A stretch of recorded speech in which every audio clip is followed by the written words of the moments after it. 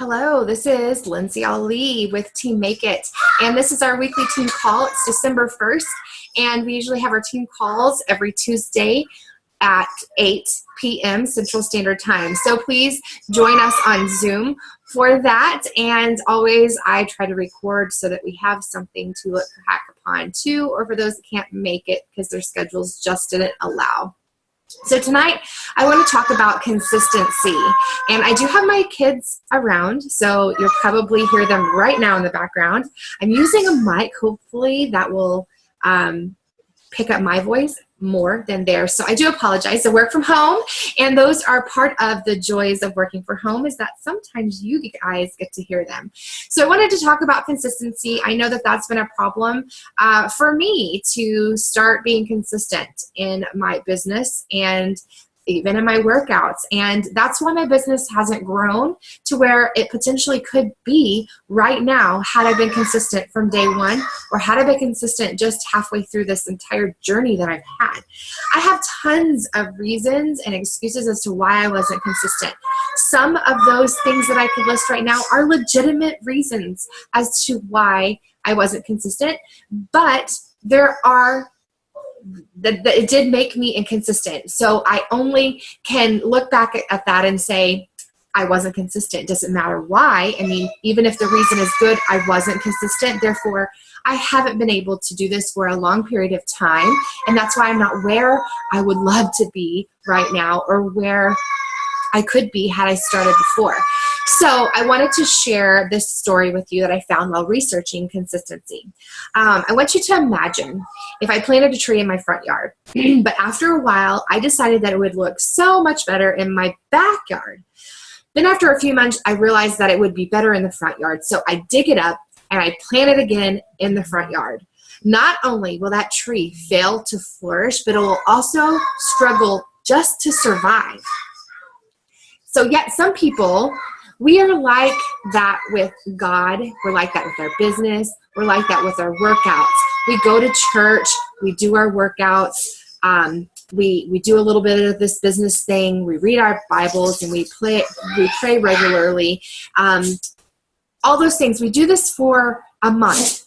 And then we uproot ourselves and we disappear for a few months in all these different activities. Whether you're thinking in your mind, it's about your walk with the Lord, with your exercises, or with your business. You take a little sabbatical and disappear for a few months.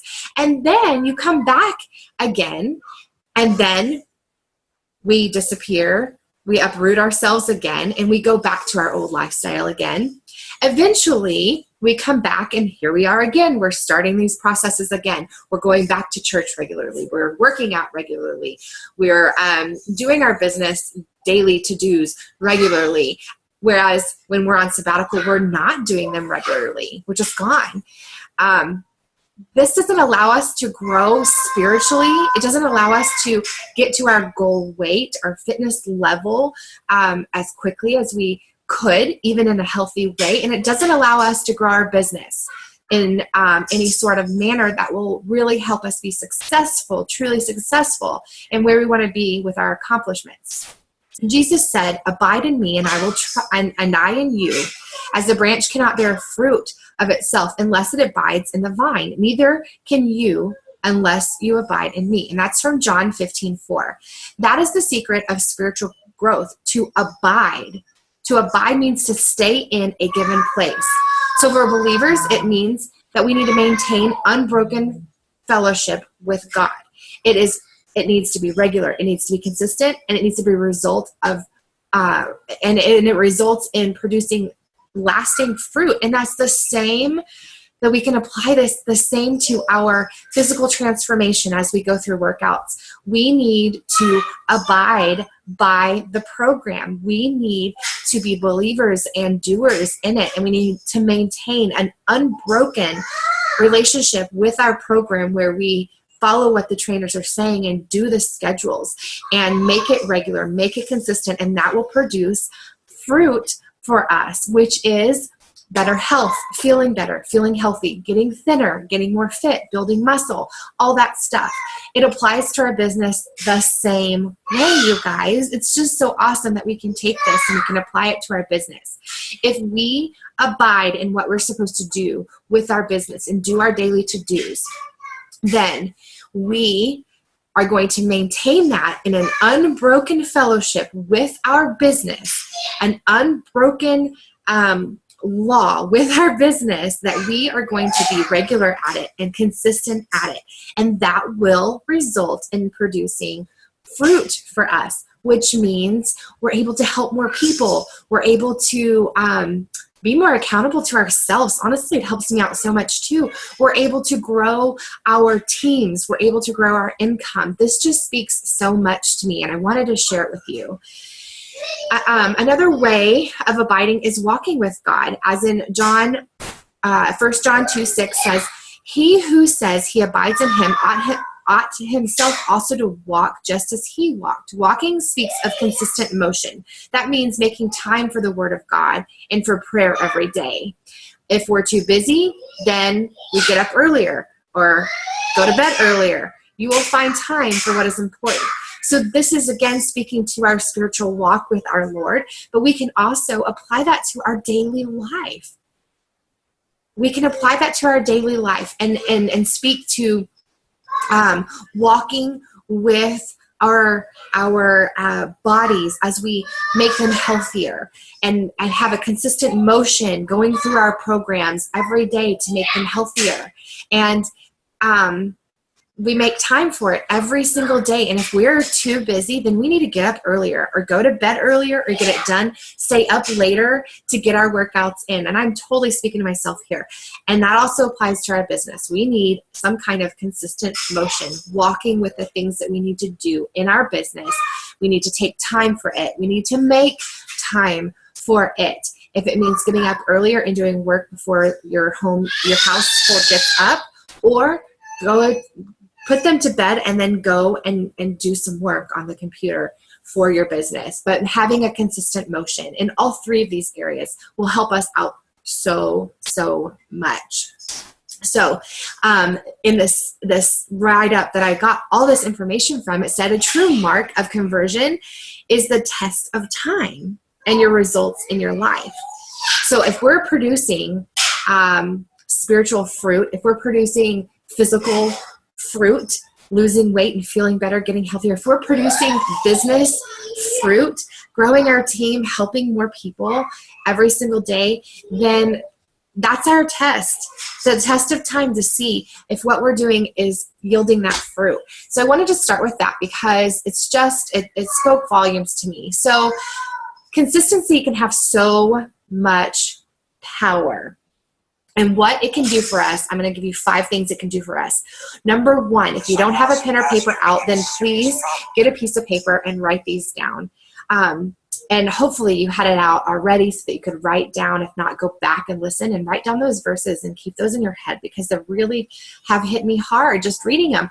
So consistency has so much power, and there are 5 rules to it. Consistency allows for measurement. Until you've tried something for something new for a period of time and in a consistent manner, you can't decide if it works or not. If you've been in this business for 5 years and you have not ever been consistent, and I'm not talking consistent for 1 month, I'm talking consistent for a longer period of time, maybe a year, consistent every single day without taking a sabbatical, then you have no way to decide if it truly works or not. How do you measure effectiveness if what you are measuring isn't performed consistently? Typically, you can give new initiatives or processes or organizational structures at least 6 months before judging them. So I just said a year, but you can do it in 6 months at least. 6 months every single day without fail. You can judge them as a success or a failure. But before that time, research says you can't. It's often minor tweaking instead of major overhauls that make the difference. So that's number 1. It's a tool of measurement. Allows for measurement. Number 2, consistency creates accountability. Someone can ask their employees to be accountable for their goals. They should expect the same in return for leadership. If we put a priority on making time for and being available to our team through our work, and we put a priority on our own physical goals and we work towards those, then we can work to establish consistency. We can work to meetings like what we're having now. We just give our priority and our time and attention, and that will allow us to be confident when we tell other people that we need to do the same thing. There is accountability in it. Once I became a coach and really started working, I felt more accountable to doing my own workouts because I had people looking towards me in my challenge groups. Deciding that I really do need to start working this as a true business, and I need to and want to become a leader, I need to make sure that I put priority in that, because if I'm going to tell you to go do something, I need to be doing it too, right? So I don't know if that made sense because I kind of lost my train of thought there, but consistency creates accountability for us. And I think that we can ask people to do other things, but if we're not doing them, how is that? I mean, they're not going to listen to us. They're not going to want to follow us because we're not practicing what we preach. Consistency establishes your reputation. Business growth requires a track record of success. You can't establish a track record if you're not consistently shifting the gears and trying new tactics. Many efforts will fail before we even get to the finish line. And you may have experienced this already. But it's not because the tactic was flawed or goals weren't clear. We just need to tweak them a little bit. A lot of the times when we fail before the finish line, a lot of times it's because people, and I've been guilty of this, we just didn't stay the course. If we just try things and maybe tweak it as we go along, we might be able to figure it out and just all make sense one day. But establishing our reputation, the way I look at it is that if we are going to want people to trust us and come along with us on this journey and trust us that we can hold them accountable to make them healthy and lose weight, then we have got to be consistent. We can't drop out during the holidays and then come back and say, okay, who's ready to get skinny and who's ready to be healthy? We can't do that because who's going to trust us if we've just disappeared? And that's going to look like it's all about the money. In my head, it does anyway. So we really need to make sure that we're consistent because we've got a reputation to uphold. If we want them to trust us, then we've got to do those things all the time, and we've got to put it out there and show them that we're doing it. So it builds our reputation, a good reputation that, wow, she stuck it through on the holidays and she did really good. I think that I want to go join her while I start this new journey. That's number 3. Number 4, consistency makes you relevant. Our teams and the people who bring us on will see that we are going to be there and we're effective and we're advertising those things that are coming out on the market right now. They see them on infomercials and they will just continue to see us throughout the year advertising those sales like Black Friday that we just had. We're advertising for, the summer sizzling sales or whatever new program comes out. We're on top of it and we're going to be there for them. And so when we talk about those things that are coming out and we're consistent about it, and it's not just every once in a while, oh yeah, hey, by the way, here's the Black Friday sale that's coming. And I haven't mentioned this whole business thing to you guys on my Facebook and social media sites for a whole year, but here you go. They're not going to pay attention to that. They're not going to feel that you're relevant and keeping up with the times. So I think it's very important for us to be consistent about posting and joining in when we can those new programs that are coming out there. That's number 4. Number 5, consistency maintains your message. We will be much more effective in helping new customers and helping our team, and they will pay more attention to us if we do what we say and if we continue to do that and don't just disappear. Consistency in leadership serves as a model for how we will behave and how they can behave. So if we can get it together, and all we have to do is pass it to them, they can duplicate it, and boom, you've got a great team under you. So we need to make sure we treat everything with importance. If you start doing team meetings and team calls and you only have one coach, do it. It's important. Don't treat it as unimportant, because if you treat it as unimportant, then don't be surprised when you find out that your team under you is going to treat those things as unimportant too. If you have one team member on your team, if you have one person in your challenge group, it is important. And you go on as if you have 500. You go on as if you have 10 people in your challenge group, or 5,000 coaches in your downline. You go on, and it's important, even just that one. Take care of who you have, and much more will be given to you. I truly believe that. Okay, so those are the 5 things, rules that give us power of consistency. And then 3 ways, write down these 3 ways that will help us to, it's 3 ways to build our consistency, pretty much, okay? So rule number 1 on ways to build it is never tell yourself, I'm not motivated. Do you know how powerful words are? Lack of motivation is not the real problem. Unless you really just don't want to lose weight, or you don't want to help people live a healthier lifestyle, and you don't yourself as well, as long as you don't want those things, you have all the motivation that you need. It may be true that sometimes you don't want to exercise, or you don't feel like posting in your challenge groups. But we have to remember that those people picked us, and they're in our challenge groups for a reason. Therefore, they're relying on us. We can't just take a sabbatical if we want them to trust us. So it's true that we may not want to do those things, or that we really just want to just stop and eat some fast food. We'd rather do that than cooking dinner. We really just don't want to do that, and so we're not going to post.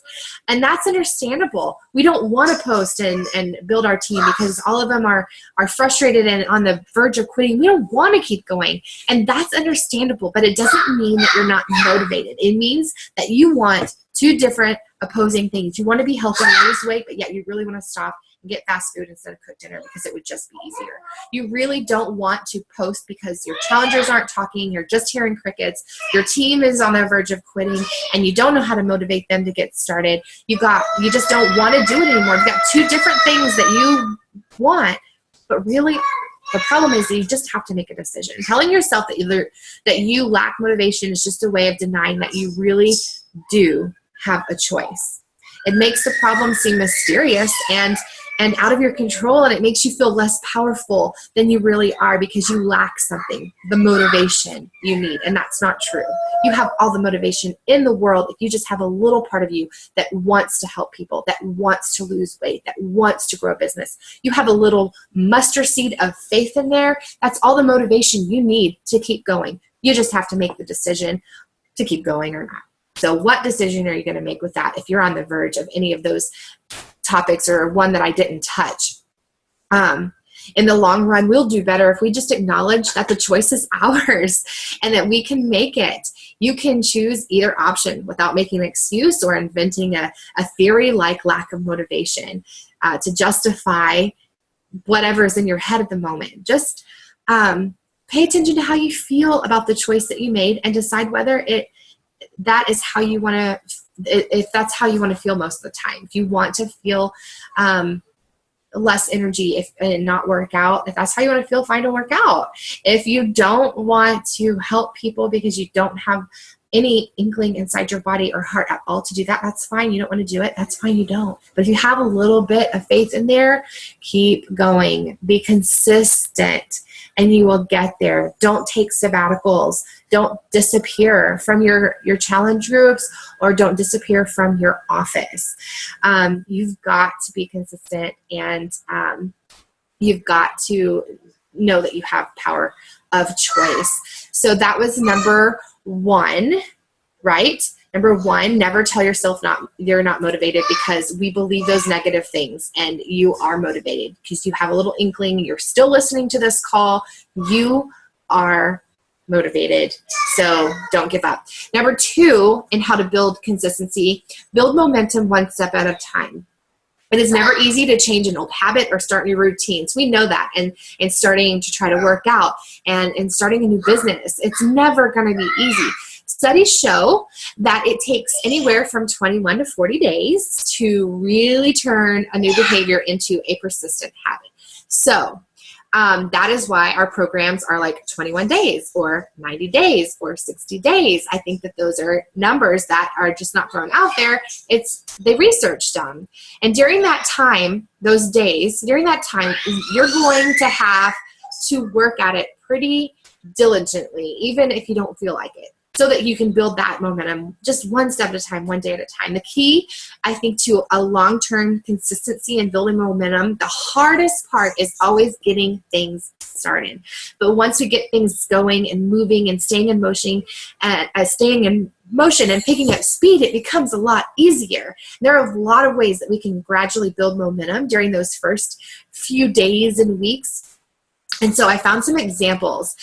We need to start with something pretty easy. If I get off track, I like to, with my food, let's say, and working out, I like to start easy. The first thing I do is just add water. I don't focus on anything else. I pick clean foods, yeah, but I just make sure I hit my water goal. And then I add one more thing, and then another thing, and then another thing. And I just build from there. And same with exercises, just add 2 days a week and then 3 days a week, okay? And then with your business, just add, 3 tasks to do in your office and get out. And then next week, add 2 more. And then, just whatever your number is, just little by little and build from there. Another way, another example could be to find an accountability buddy that you can talk to and that's willing to give you a push when you need it. And when you feel like slacking off, that you can come to and say, I need help. Join a team or a challenge with other coaches is a wonderful way to stay in it and to stay on top of it. And then, of course, our challenge groups that we already run with our fitness and exercising. And then find, another example could be to find a friend or family member or someone who can be your excuse buster, someone who is going to tell it to you straight, who's not going to let you give up, who's not going to let you quit, who will listen to you, but who will be like, yeah, but you have a little bit of something inside of you. You had a passion for this at one time, whether that's your business or losing weight. Don't give up on it now. Realize how happy you're going to be when you finally do hit those goals.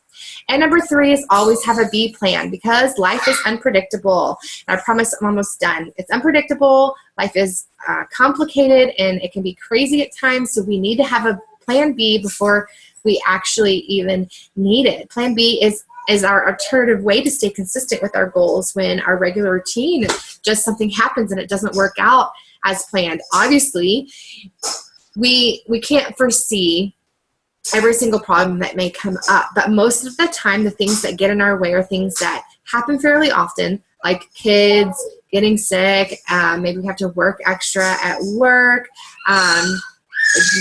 days we just don't feel energetic. We can think of all the what ifs and try to combat those before they even happen.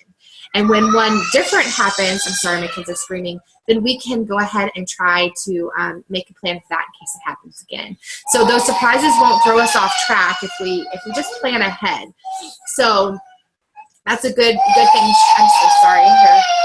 Something happened. And can you give that back to him, please? Thank you. It's okay. It's okay. I'm almost done, okay? All right, sorry, guys, about that. So plan B, we definitely need a plan B, and we need to be ready for a rainy day, because rainy days may happen. They will happen. So just put a little time into identifying the most common problems that disrupt your routine and that get in your way of your diet, your exercise, your business, and put an action plan next to it. And then when new things happen that you didn't think of on your list, then you can add those to your list and make a plan B for that as well. Sorry. So I think that if we follow these rules on ways to build consistency, we might see some great results and we might do really well, and it can change our our transformation and how it goes. It can change our business and how that goes. So anyway, I know that was a longer call than I really expected it to be, but I hope it was helpful, and I hope that you are still around listening, and I hope that you are able to apply what I shared and what I found for us tonight about consistency. It really is important, and I'm learning the value of that even as we speak now. So thank you so much for listening. I will hopefully see you all in the call next week. Tuesdays, sorry, I really gotta go. Tuesdays, 8 o'clock Central Standard Time. I will talk to you guys later. Thanks for listening.